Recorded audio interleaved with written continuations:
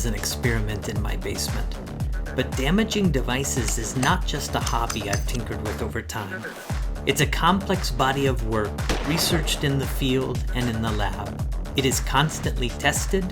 10 minutes on this one, let's see what happens. Meticulously studied. We got some sparks at 7:30. And organically evolving with every case. It's come a long way from this modest basement lab that was a 8-foot by 10-foot room with concrete floors and walls. When you come into VTO Labs today, we have about 6,000 square feet. We have a training facility that people come from around the world to receive training from us.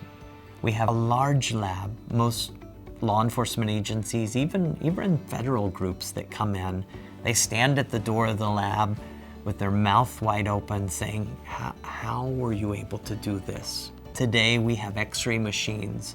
We have multiple different levels of microscope. We have chemical hoods for using dangerous chemicals when we're dealing with devices.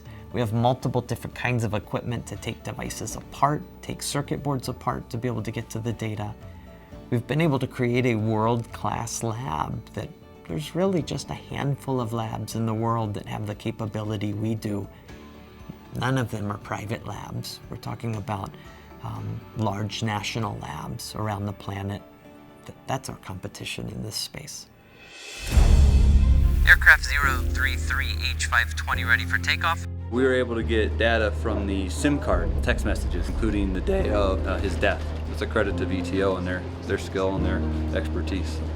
These are surround view cameras. This is a KFOS module, which is a lane assist module. There's even cameras inside of your side view mirrors.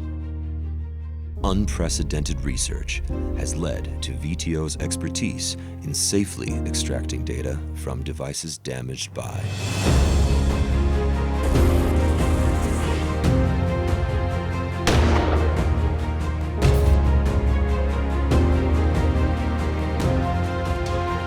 If there's data on it, we'll find it.